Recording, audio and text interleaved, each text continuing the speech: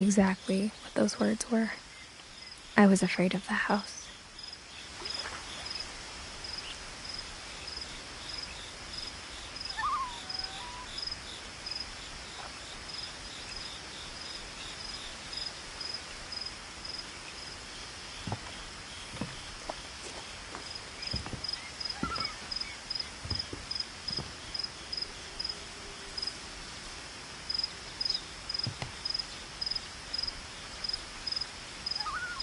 I hoped the key might unlock the front door.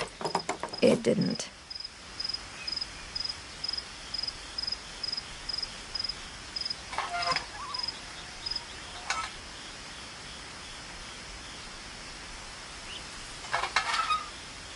Looking in, I felt like the house itself had been waiting for me.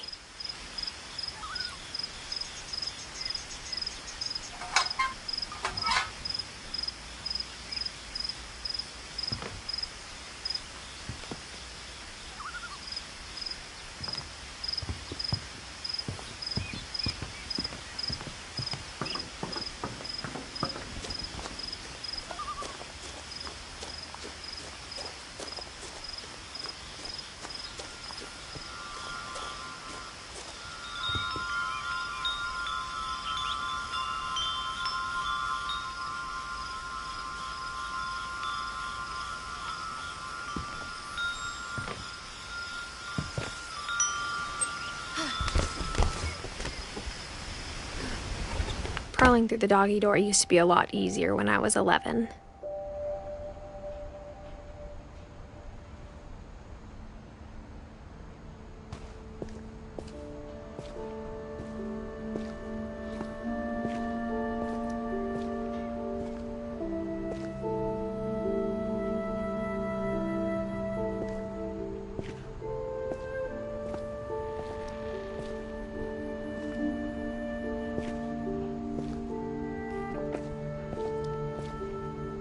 For the first time in years,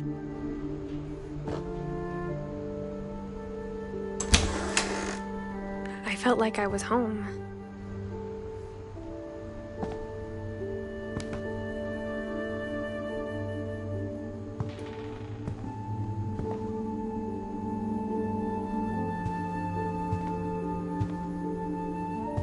The table was still a wreck from the night we left.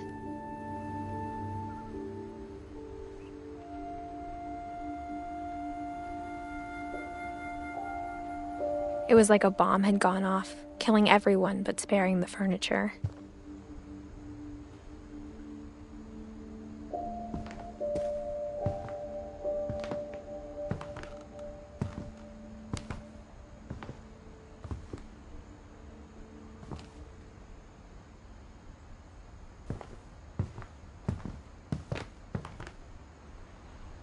Nothing in the house looked abnormal. There was just too much of it, like a smile with too many teeth.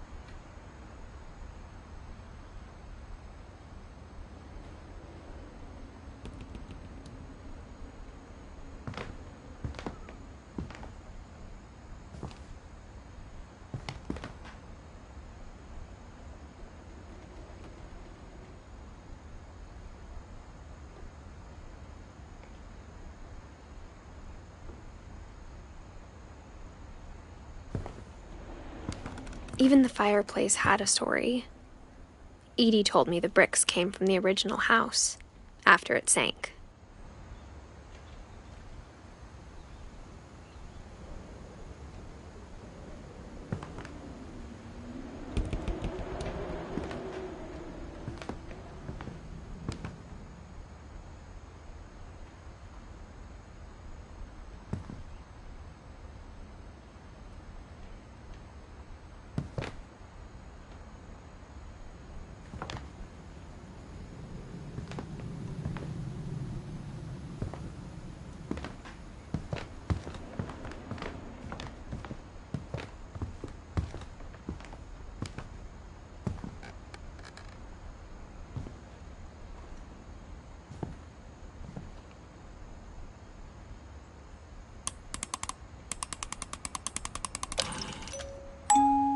Great-Grandpa Sven built a music box for Barbara, along with the rest of the house.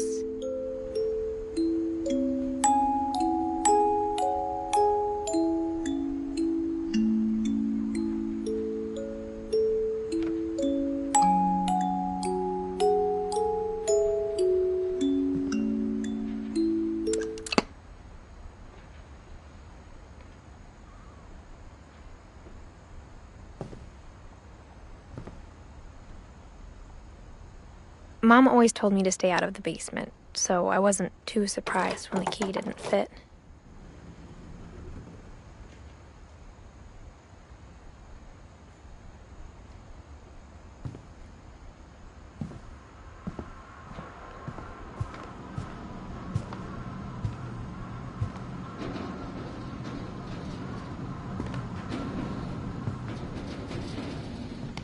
Instead of a family, there were just memories of one.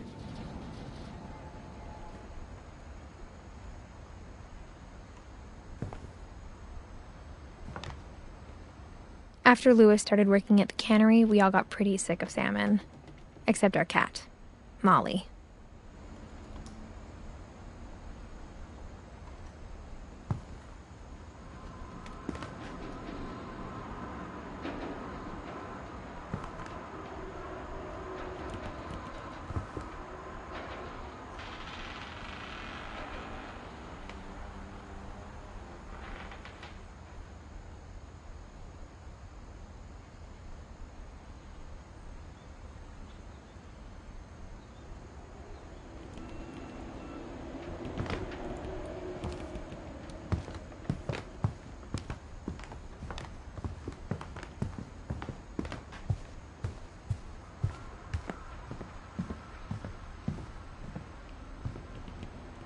My mom wasn't much of an optimist, but she never stopped believing that my brother Milton was alive.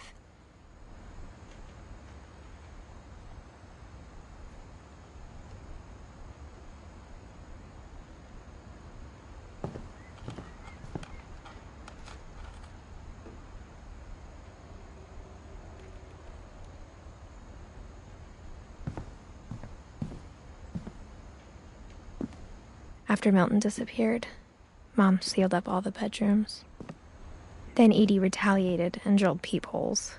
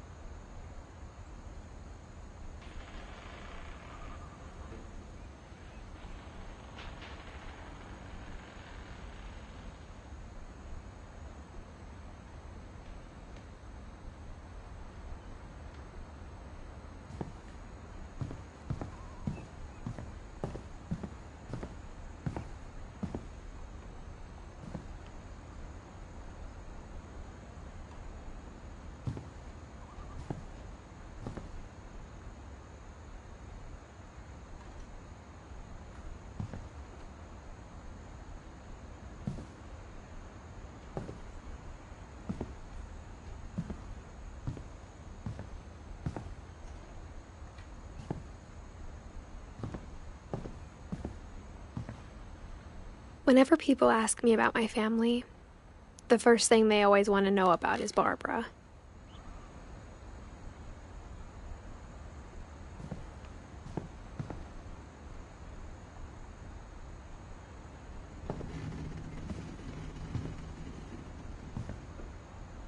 Edie's father, Odin, built the original house.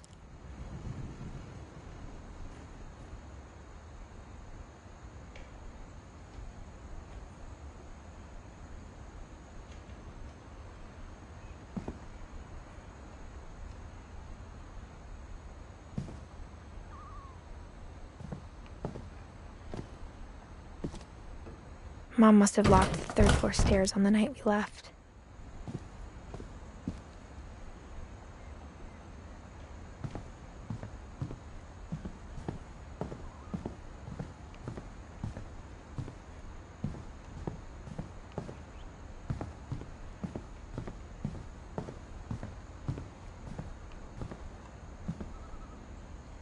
I spent a lot of time playing in Great Uncle Walter's room. I think my mom sometimes regretted not sealing it up.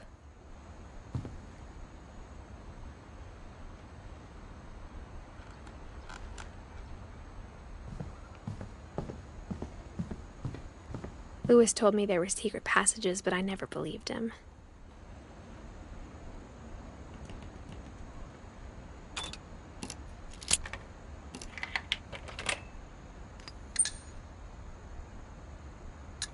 Turns out, my mom was really good at keeping secrets.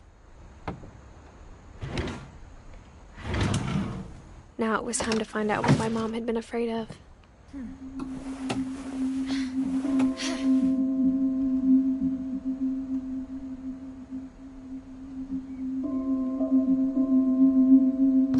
Reading this, maybe it sounds like I had a plan, but I had no idea what was behind that door.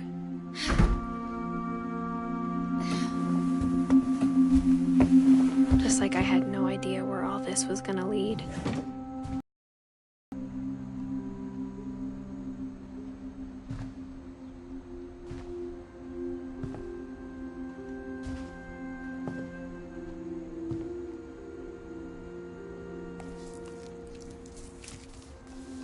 December 13th, 1947. Dear Diary, I'll be gone soon, but I wanted to tell somebody about what's gonna happen. It started when Mom sent me to bed without dinner.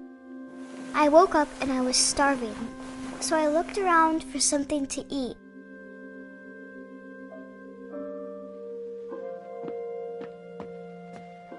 The gerbil food was dry, but I didn't mind it.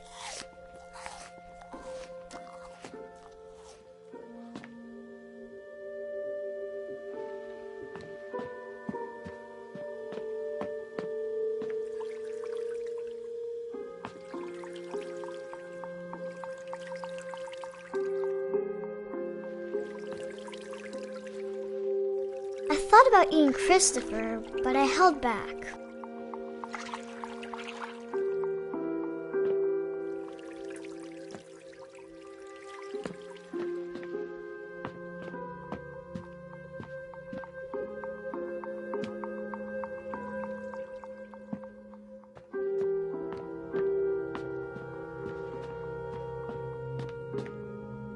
My Halloween candy was all gone.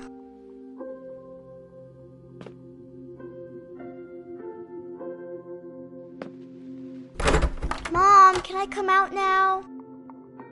Sweetheart, it's late. Go to sleep.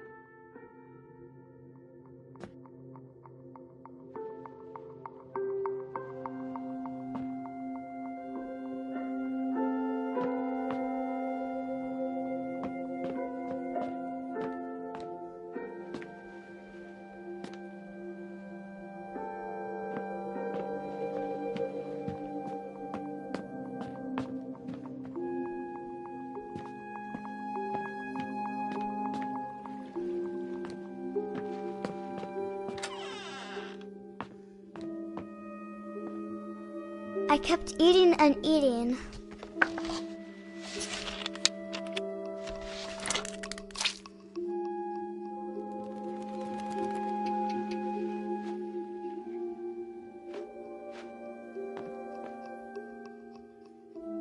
I ate a lot of things that night.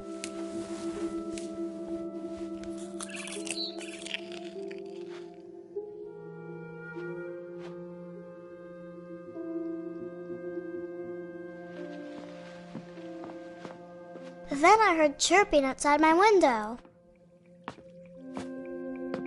It was a barn swallow going back to her nest.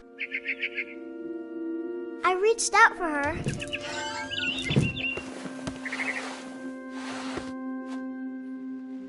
And suddenly, I was a cat.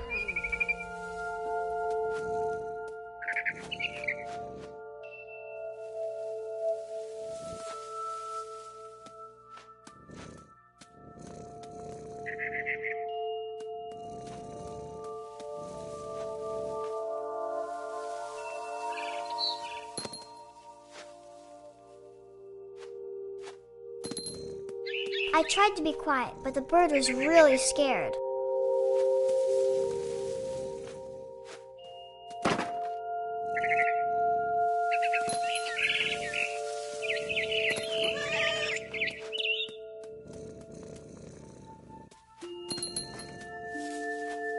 Mom and Dad didn't even look at me.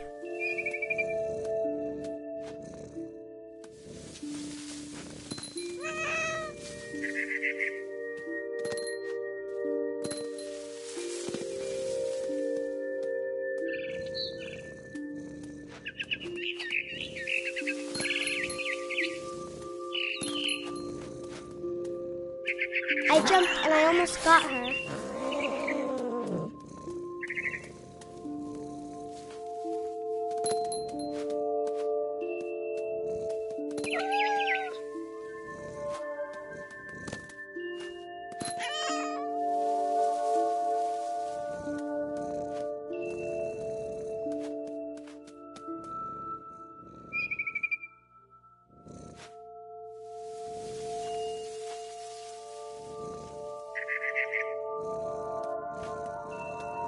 I could tell she was getting really tired.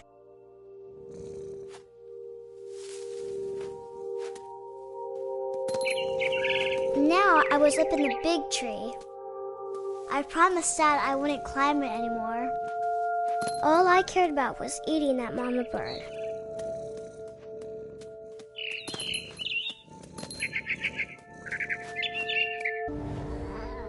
And suddenly, I was an owl. First, all I heard was the wind. Then I heard little teeth nibbling in the grass.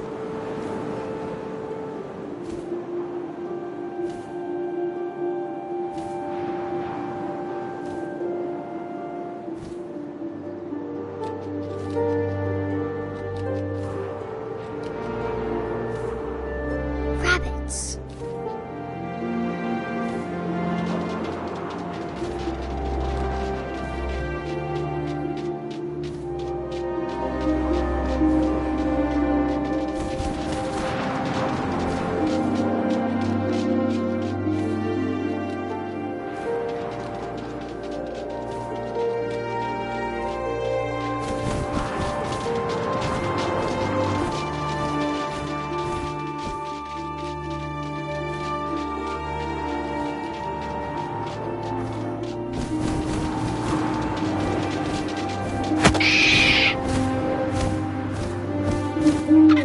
I imagined his face looking up and seeing mine through my talons. I swallowed him up, and I didn't chew one bit. Then I flew off to find something bigger.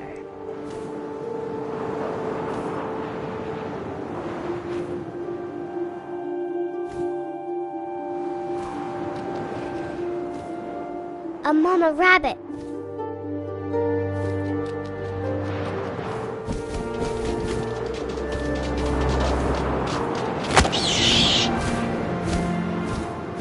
She was almost too big to carry. I started choking, but I couldn't stop eating. And suddenly, I was a shark.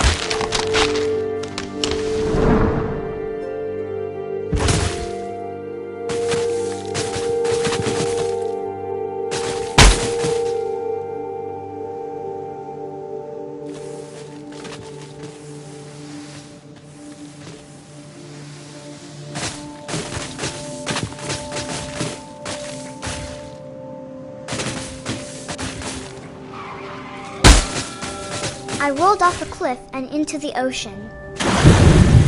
Now, I was hungrier than ever.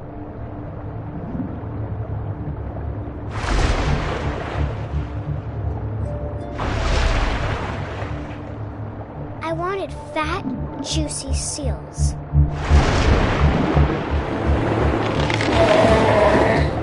I tore off her flipper, and it tasted really good.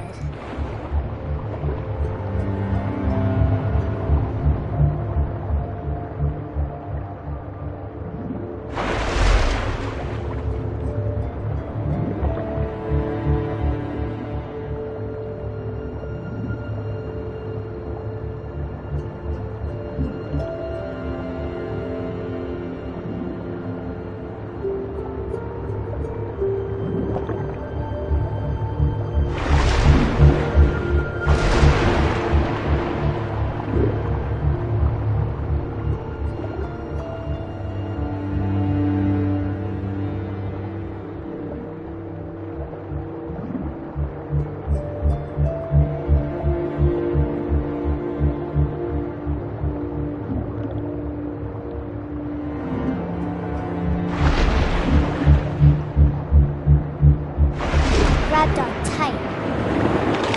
But I was so hungry, I jumped out of the water. When I opened my eyes, everything had changed.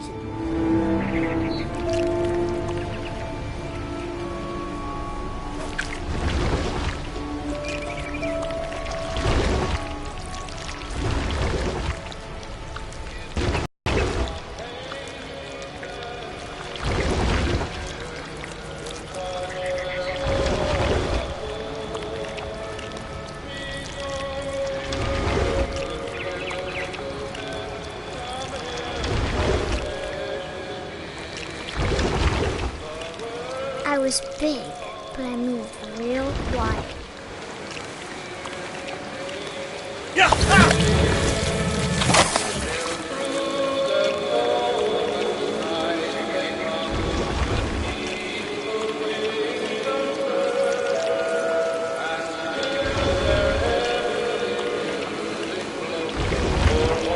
I wanted to stop, but also I didn't.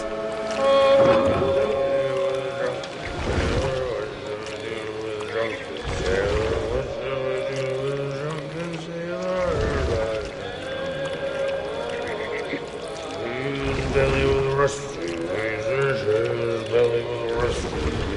His belly was rusty razor.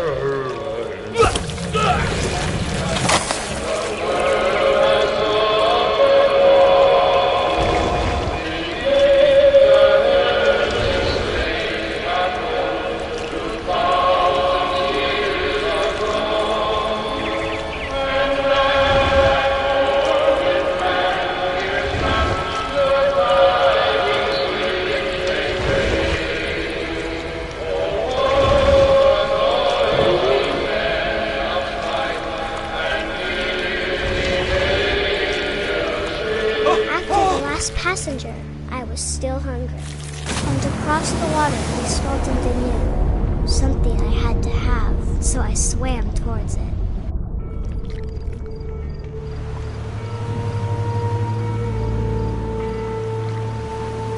I slithered onto the sand, and the good smell went into an old pipe.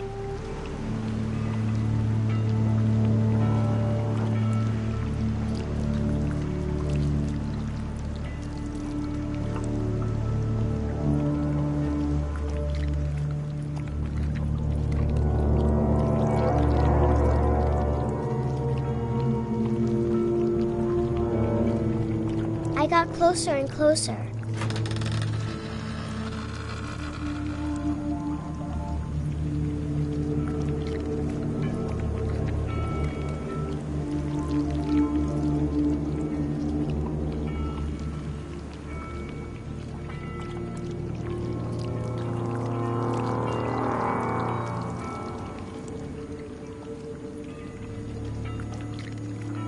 All of my stomach started growling.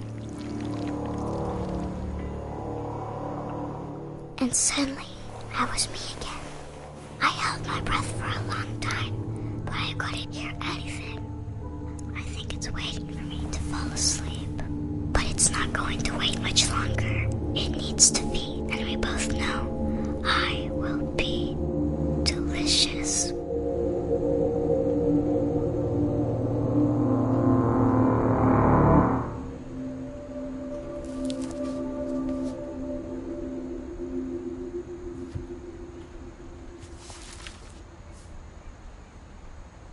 I'm not sure if I believed all of that, but I'm sure Edie would have.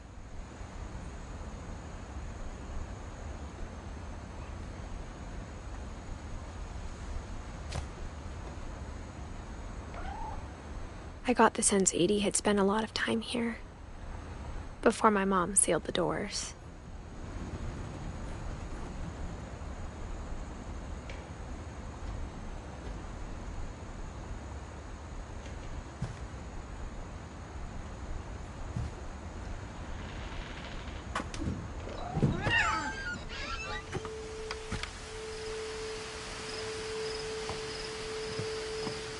This will be obvious later, but my mom never told me any of these stories.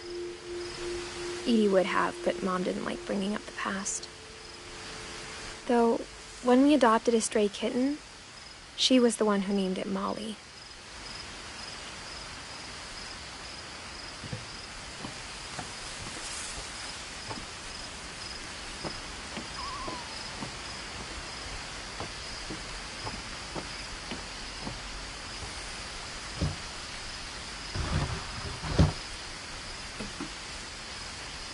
I spent a lot of time in Great-Grandma Edie's room.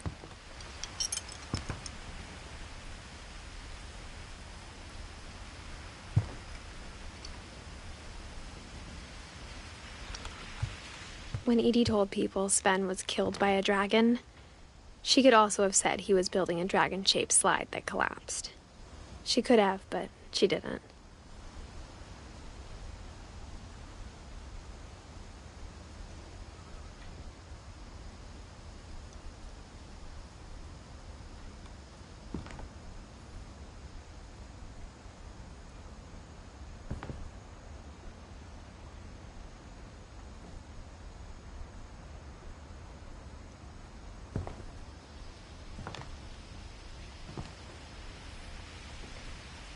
One summer, they evacuated the island, but Edie refused to go.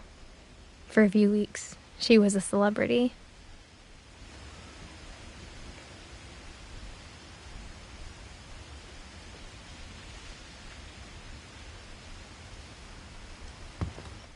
I hadn't thought of myself as Edith Jr. for a long, long time.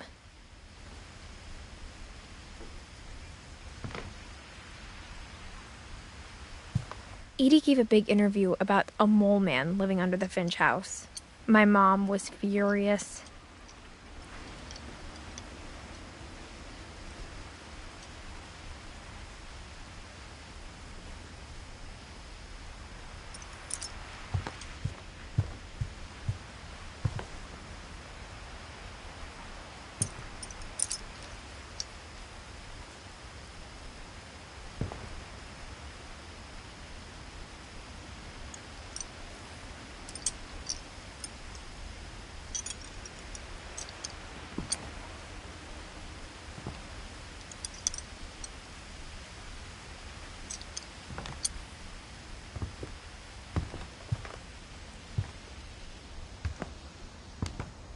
Her room was like a museum. For 500 years, the Finches have been famous throughout Norway for their fortune and misfortune.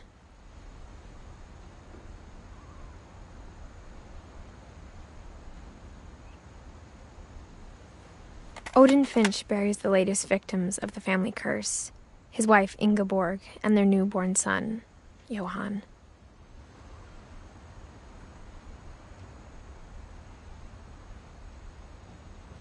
On January 7th, 1937, he set sail with his family and his house, hoping to leave the curse behind.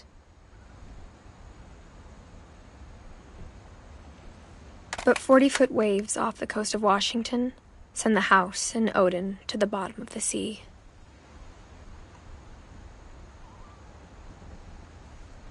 Odin's daughter Edie, with husband Sven and baby Molly, step ashore on their new home, Orcas Island. Odin Finch is the first to be buried in the new family cemetery.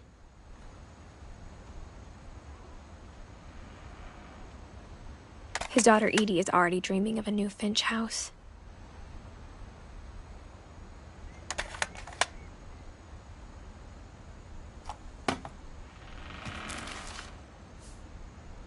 Whatever's wrong with this family, it goes back a long ways.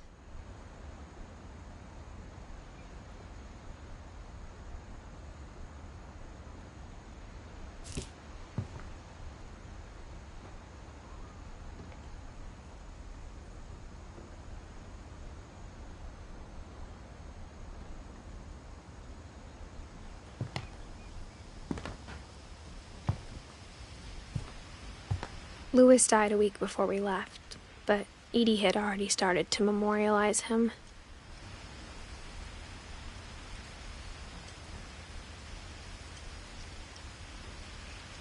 Edie knit me a new pair of gloves every year, just in time to replace the old ones.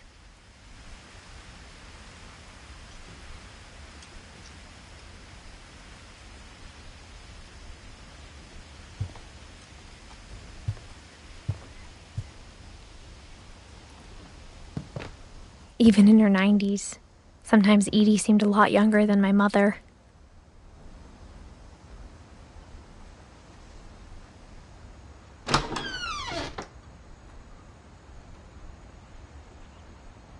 The only trace Grandpa Sam's first wife, Kay, left on the house was the pink bathroom.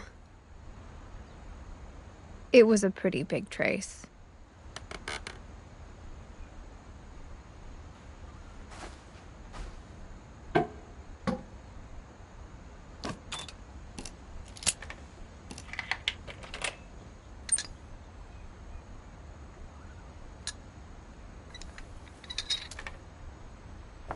There's a secret in this bathroom.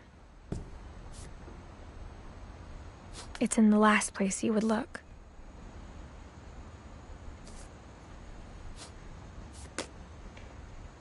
It isn't in the cupboard. It's hidden in this book.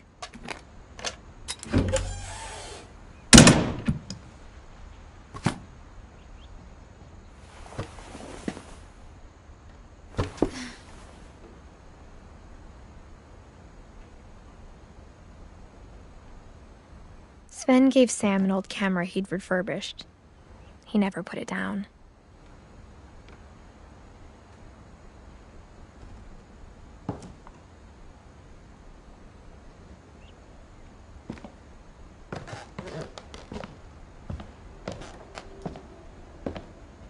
From the paintings on the wall, it was clear my brother Milton had been here before me.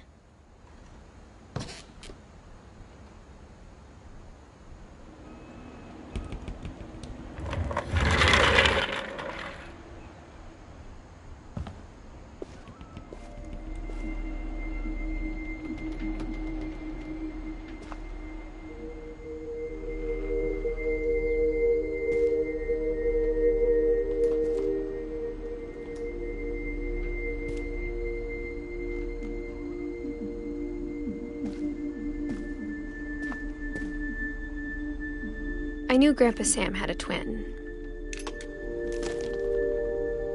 and that he never talked about him.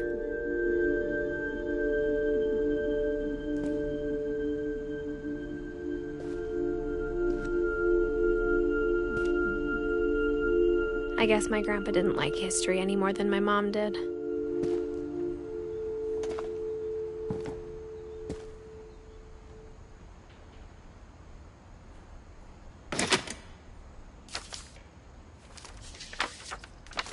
How I Want to Remember My Brother by Sam Finch.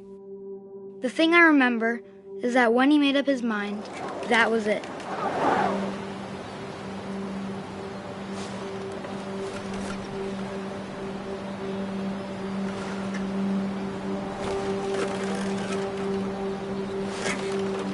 My brother said he'd die before he ate another mushroom, and he did.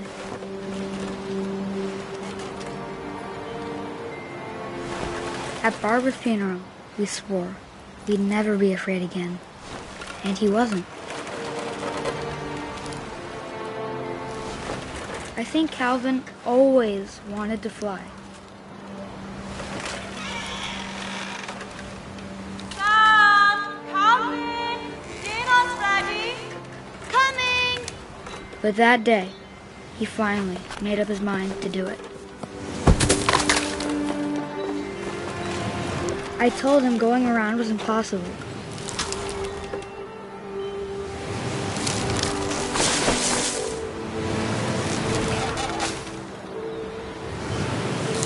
Maybe if I hadn't said that,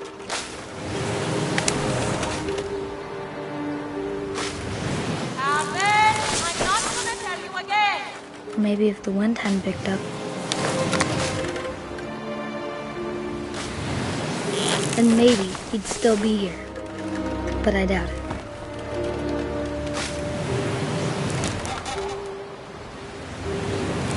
I think he'd already made up his mind.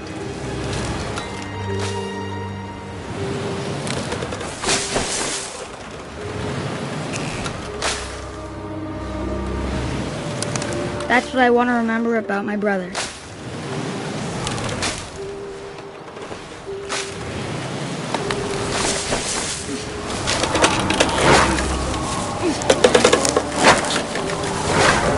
day he made up his mind to fly. And he did.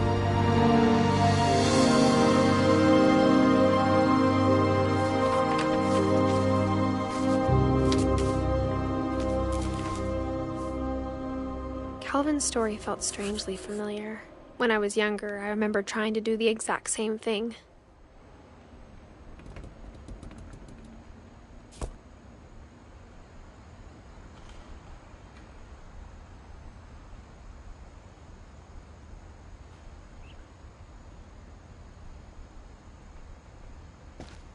After the funeral, Edie roped off Calvin's half of the room.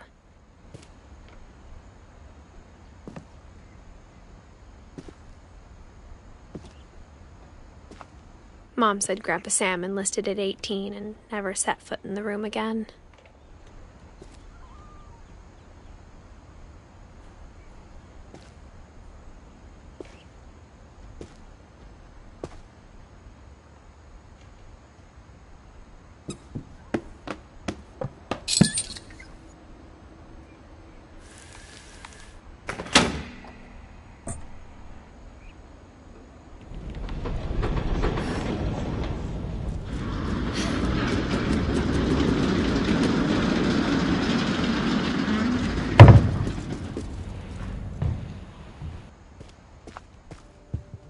The passages were a pretty tight fit.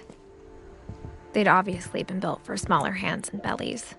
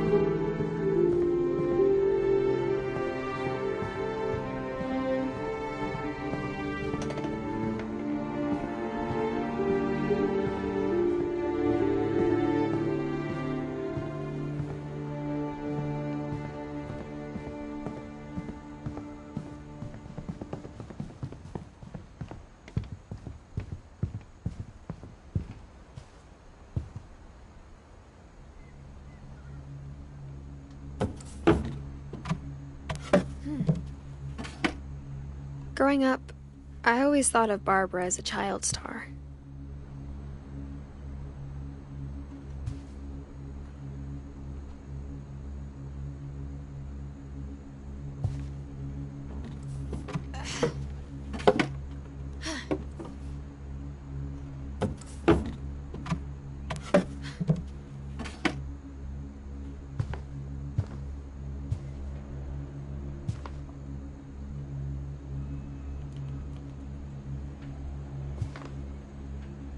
I never thought about how hard it must have been for her afterwards.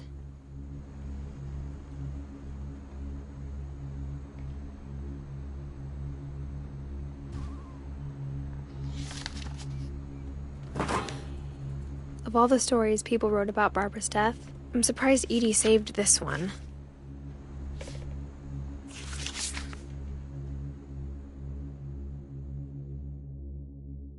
Old Jack here with another ghastly tale inspired by America's most unfortunate family.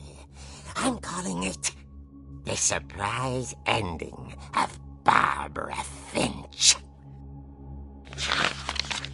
As a child star, Barbara was famous for her scream.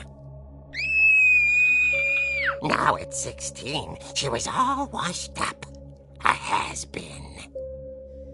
But in a lucky break, she'd been asked to perform her signature scream at a local convention for monster movie fans. It was just the boost her career needed. Unfortunately, her scream hadn't aged well. Getting better. I think you just need the right motivation. Her biggest fan and current boyfriend, Rick, was about to demonstrate when... Now that was a great scream. It was Barbara's father, Sven. He'd slipped into a table saw and had to be rushed to the emergency room. So Barbara got stuck babysitting her youngest brother, Walter. Her convention comeback was cancelled. Okay, I'm hearing frustration, but I'm not hearing terror. What if I tried... A gang of hoodlums in Halloween masks have been terrorizing Orcas Island tonight. Police are urging residents to... That came from the basement. You're right! Also, I loved your delivery on that. Why is your basement door locked? Because my dad likes making puzzles and secret passages. There's a key hidden in the music box. The secret is to keep winding and winding until finally the key pops out. Thanks, babe. I'll be back in a sec. 20 minutes later, Rick hadn't returned. So Barbara went to look for him, right on cue. She reached for the music box.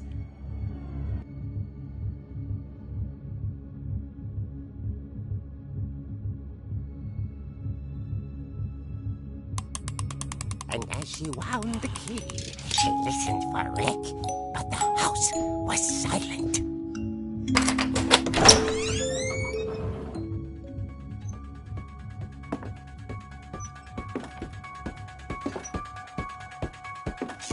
She found Rick's crutch and imagined the worst.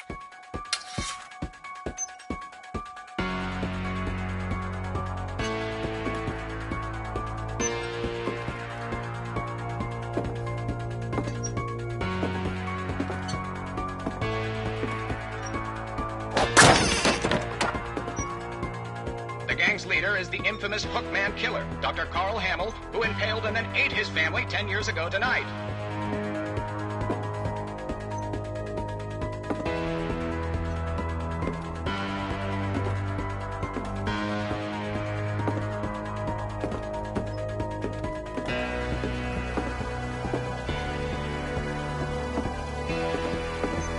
The old fridge rattled and grew still.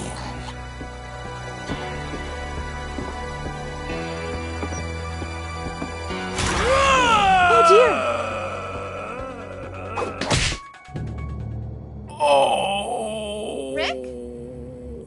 Barb, relax. I was just trying to scare you to help you find your scream. Well, I'm not scared, Rick. I'm furious. Then act furious. All I'm getting from you now is that you're hurt and confused and you... She threw him out, but she kept a little something to remember him by. Barb, have you seen my other crutch? And she was still holding it when she fell asleep watching the late picture show. Hours later... Barbara! Walter, what's going on up there? Ah! Okay, I'm coming up, but if this is a trick, you're dead, Walter.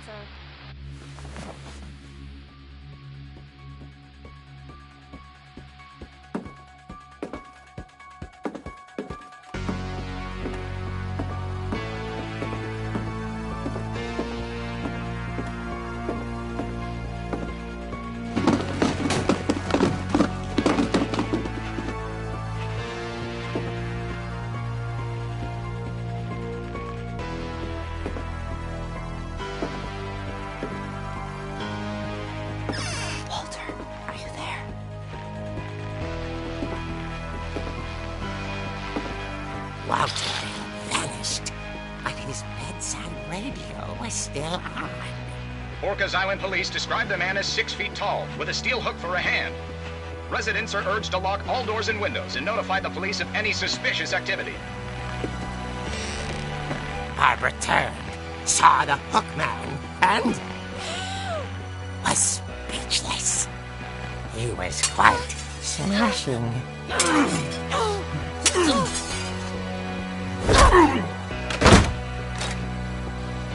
And he was.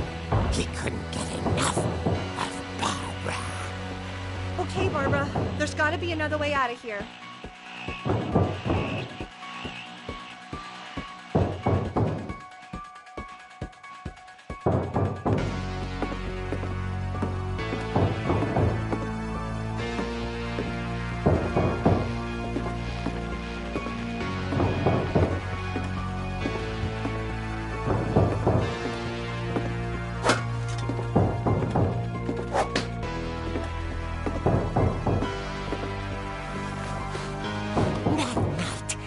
She played her part beautifully.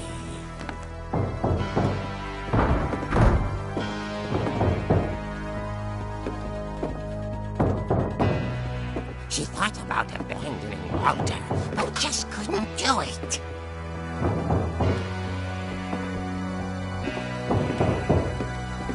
Molly's door hadn't been opened in years.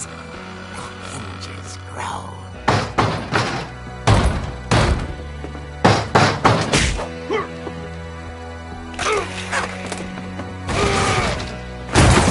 Wasn't moving, but she sensed the story might not be over yet.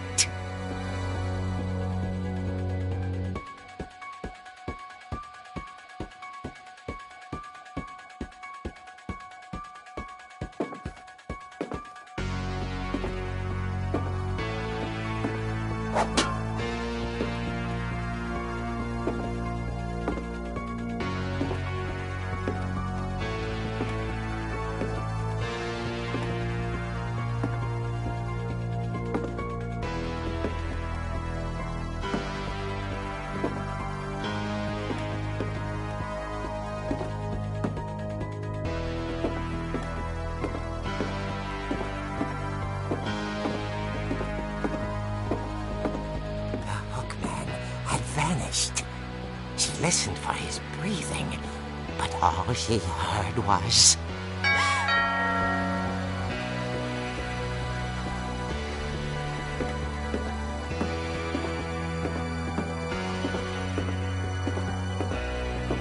At the door, she heard whispering. It was coming from inside the house.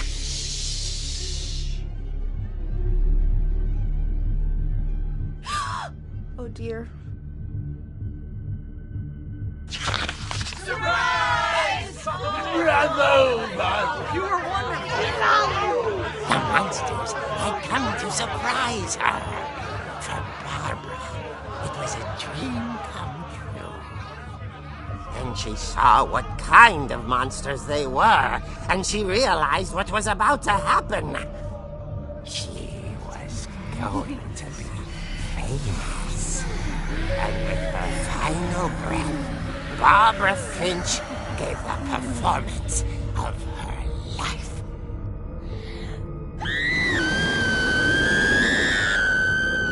I wasn't there myself, but I hear Barbara was magnificent.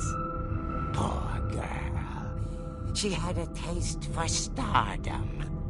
But unfortunately, so did her fans. Of course, the police blamed it all on poor Rick, who disappeared the same night. And little Walter, hiding under his bed the whole time. He took it all pretty hard, but that's another story. As for Barbara, tucked inside the music box is all they ever found of her. Her ear. Now that's what I call a real eerie tale.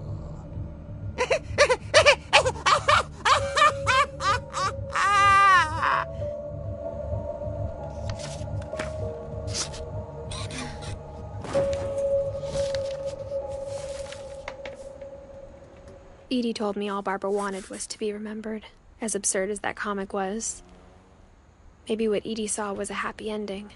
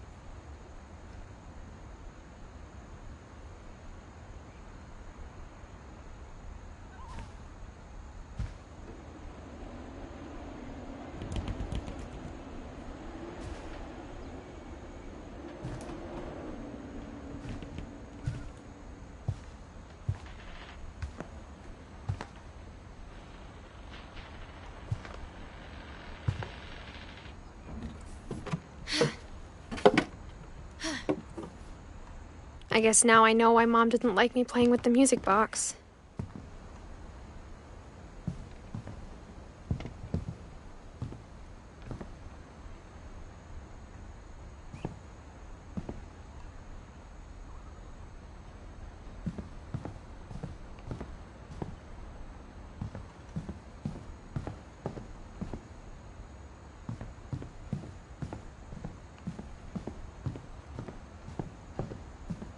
It's funny. All those times I played with the music box and never found the basement key.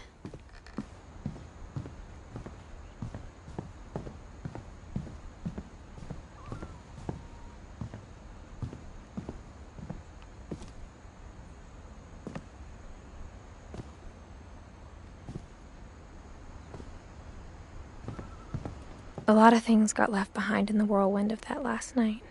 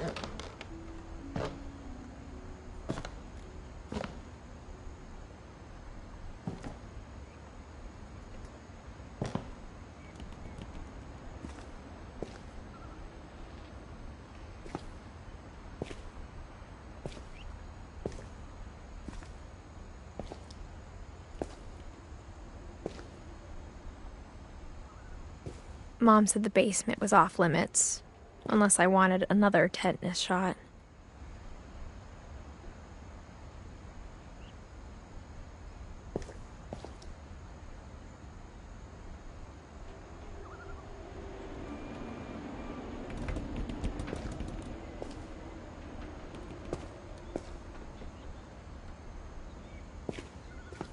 I saw Edie sneak down to the basement once, carrying packages.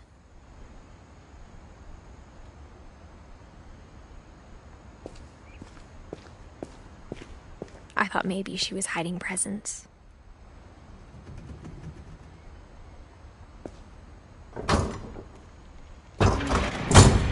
It turned out she was hiding a lot more than that.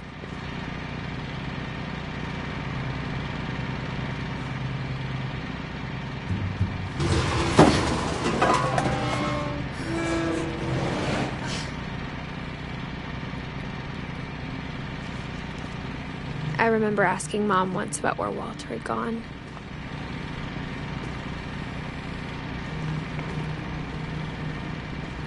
She said after Barbara died, he got as far away as he could.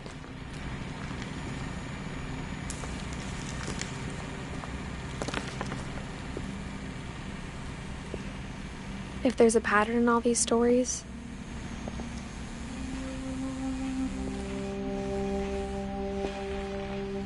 I think it's that none of us has gotten very far.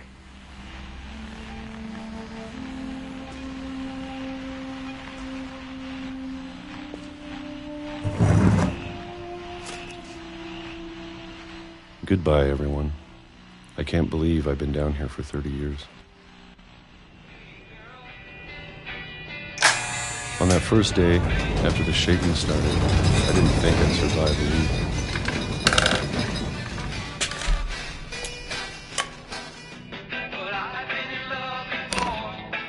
But after a few days, I settled into a routine. That's what kept me sane. Having a schedule, living for today. I always expected to be dead tomorrow. But if you wait long enough, you get used to anything.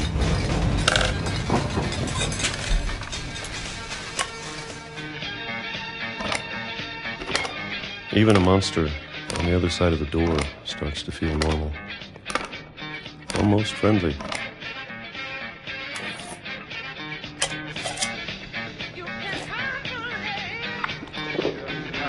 And then one day, everything just stopped. Whatever that thing was, it was gone. Maybe it got tired of waiting. Or maybe I just got tired of being afraid.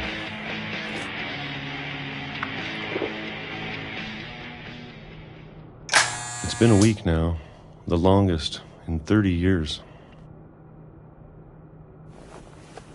I'm done waiting. I have to leave while I still can.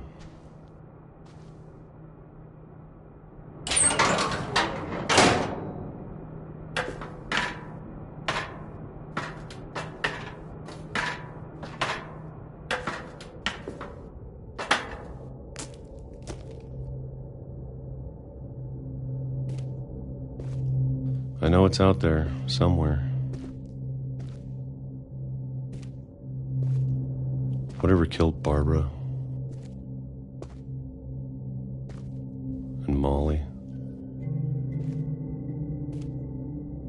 and Calvin.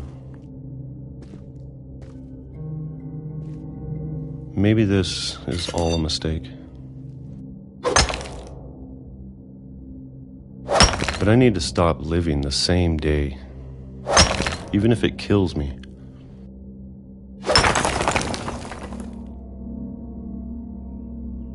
Whatever's out there, I want you to know I'm ready for it. I'm going to appreciate all of it, especially the food. I don't mind if I only have a year left, or a month, or a single week. I'd be happy with one more day. I can already imagine the sun on my face.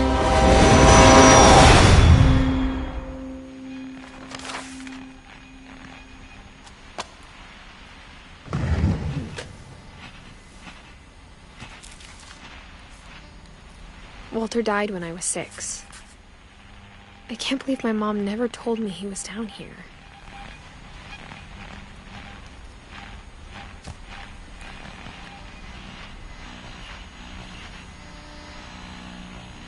I'm sure my mom was trying to protect me.